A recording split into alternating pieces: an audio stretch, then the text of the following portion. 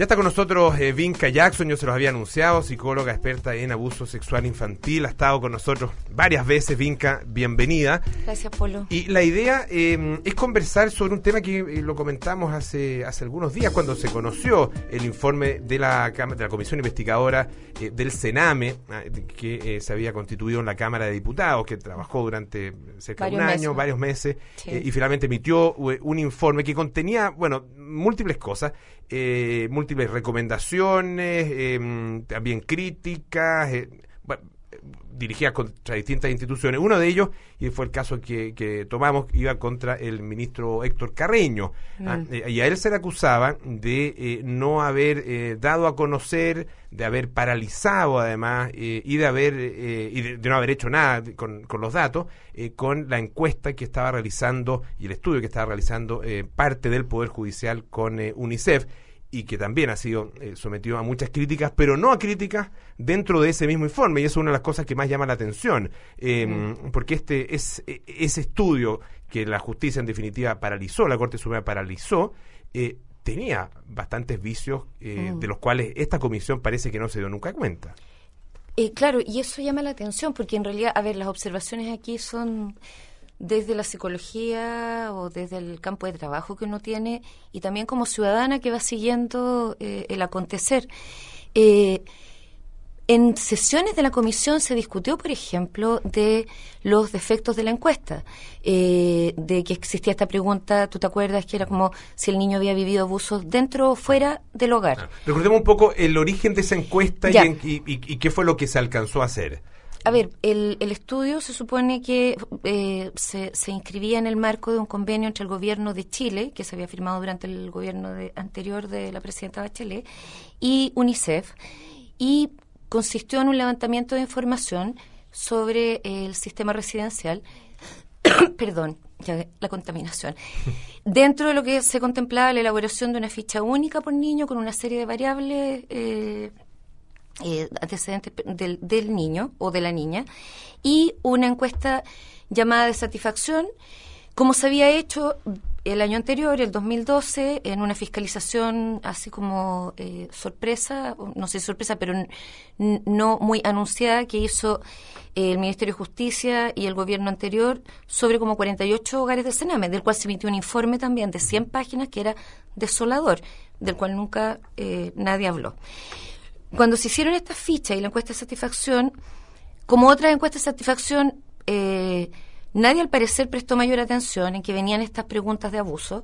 No hubo mayor preparación, y esto uno conoce suficientes también, colegas que trabajan en Sename, como para saber que no se preparó a los niños, y esas eran las preguntas que planteábamos el año pasado, o sea, ¿por qué no hubo diferencias de edad? ¿Qué contención se le dio a los niños? ¿Estábamos seguros de que su estado de salud incluso era el apropiado para contestar esa encuesta?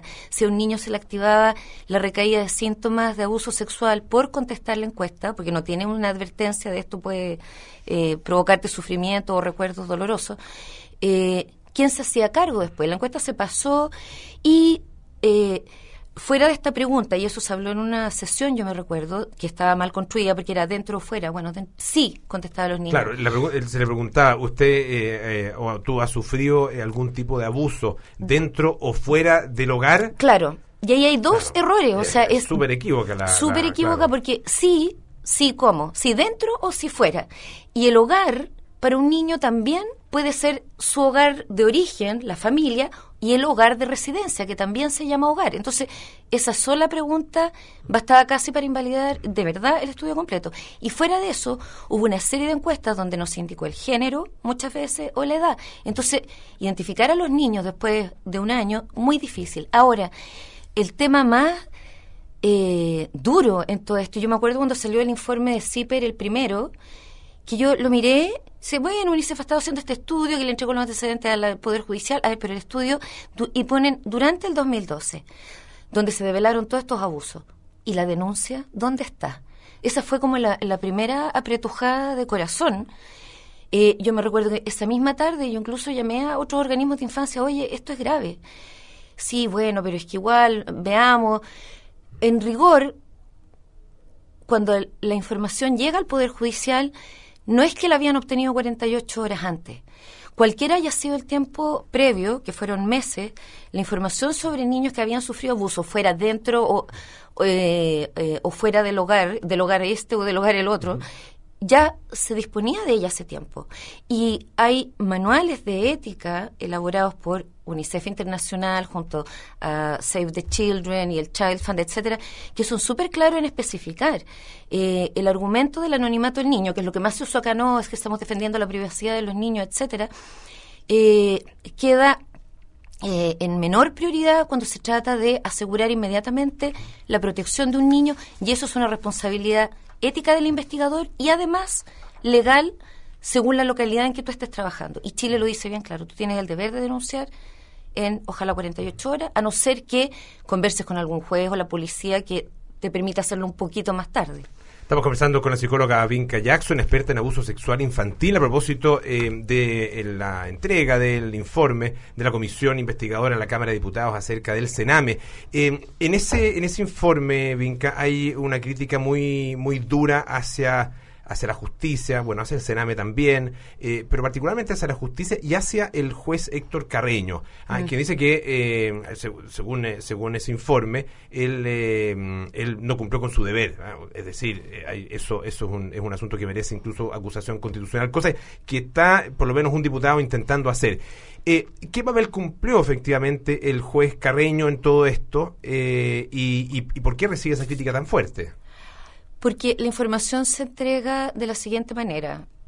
La justicia chilena, encarnada en este caso en el juez Carreño, recibe un informe y no hace nada con eso. A ver, primeros responsables eran quienes habían recibido la información la primera vez, de partida. Donde había personas del Poder Judicial, ¿no? Y de UNICEF. Y de UNICEF. O sea, el equipo, lo que se conoció como la Comisión Geldres. Claro. ¿Ya? Claro.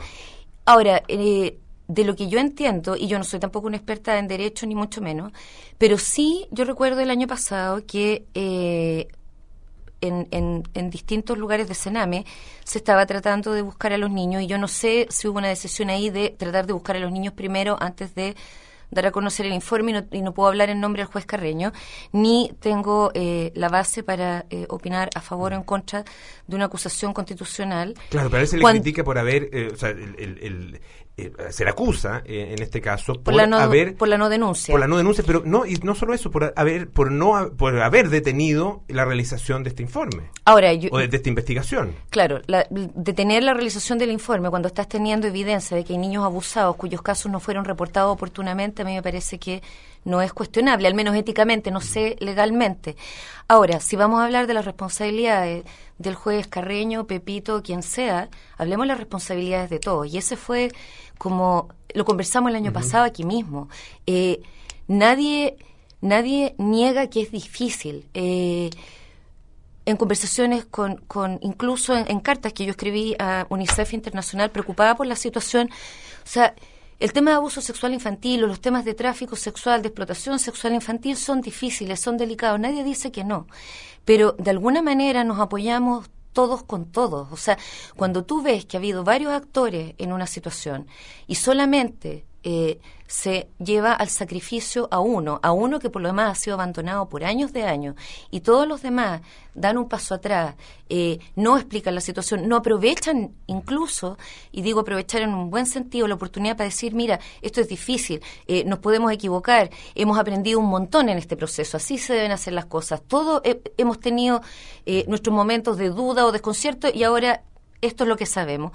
Ahí es donde a uno le entra la frustración y te das cuenta que, en último término, hay motivaciones políticas o hay motivaciones de, no sé, cuidémonos las espaldas unos con otros antes de responder a la situación de los niños. Ahora, esto tuvo consecuencias en UNICEF, eso sí. En UNICEF, en su representación chilena, ¿no? Sí, yo creo que es bueno también destacar las señales positivas. Yo he estado bien desolada o desanimada con esta situación porque veías además cómo avanzaba una comisión investigadora meses, de repente llamando testigos que no necesariamente eran los más expertos, y por otra parte los niños seguían esperando. Entonces vamos haciendo el informe y hasta que el informe no se haga, nada se mueve.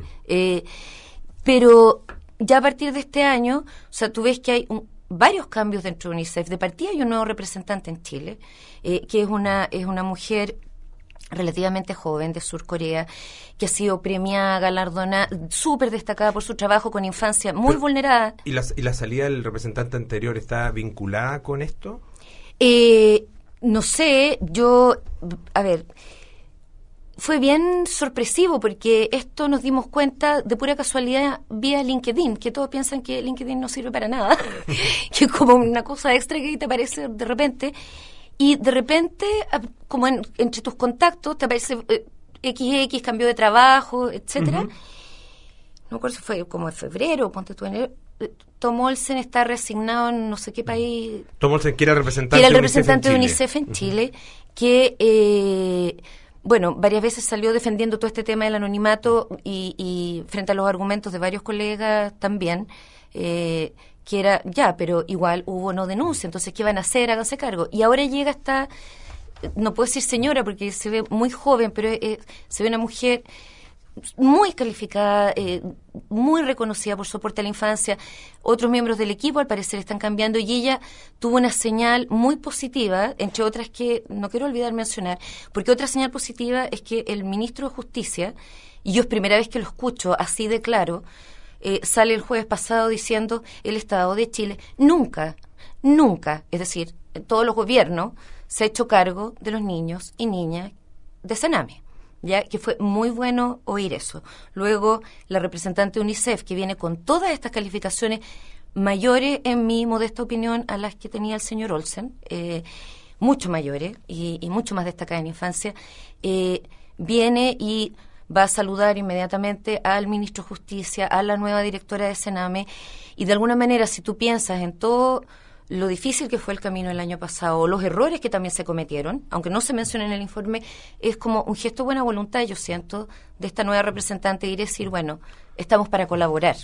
Finalmente, Vinca, estamos conversando con la psicóloga Vinca Jackson, experta en abuso sexual infantil. Se creó el Consejo Nacional de la Infancia, que tiene un cierto plazo para emitir un informe, entiendo. ¿Qué te parece a ti esa señal? A ver, todo lo que se haga en favor de la infancia, uno lo mira con buenos ojos inmediatamente y lo valora como un buen gesto. Ahora, entre comillas, y sin implicar desconfianza, porque no es desconfianza, porque está explícito además, cuando uno lee el detalle de las cosas, y ahí uno se pregunta por la comprensión de lectura, porque es como, nadie había leído el decreto ley. Yo cuando leí la noticia fue como, qué rico, se creó el Consejo Nacional de la Infancia, y vas leyendo hasta el término de la noticia y ahí como que la cara se te pone triste, y luego lees el decreto ley y te pones un poco más triste porque es este consejo y la coordinación interministerial y la gente que va a participar tiene un año entero para formular una política de infancia que proponer a la presidenta, y sobre ese año hay facultades presidenciales para una prórroga de 6 meses, que yo no sé, mi sentido común de persona común y corriente es como, a ver, si me informan la prórroga es porque ya está, se estima que está incluida. Está más o menos que incluida. Entonces, demoras un año y medio nomás, no hay problema. Entonces, un año y medio más para discutir o formular una política cuando ya hay una ley de protección integral de la infancia, un proyecto de ley presentado el año pasado, que a lo mejor necesita 2.000 mejoras, pero ya está dentro. Trabajemos en eso. Ya había un proyecto de defensor del niño, Patricio Walker, presentado, el año la cocoa ya, y tampoco. Entonces tú empiezas a ver que se multiplica la cosa, pero no por eso estás siendo más eficiente ni más preocupado. Y ahora se habla mucho de la división del Sename, a propósito de todo este informe, claro, y todo, y salen un montón de recomendaciones donde incluso dicen se continuará el levantamiento de información de la misma forma, o sea, de la misma forma que no.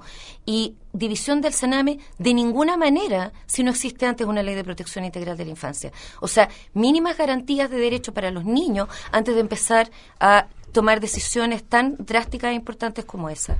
Por la medida que vayan avanzando estas iniciativas, estos proyectos de ley y también el trabajo de esa misma comisión, vamos a seguir molestándote, Vinca, para conversar estos temas. Muchísimas gracias por acompañarnos. Y miremos estemos atentos y tratemos de pensar de que, bueno, insisto, nuestro Sename, o sea, ojalá cuidemos a los niños y veamos cómo lo apoyamos. Ya lo hemos dejado botado harto rato. Gracias a ti, Polo.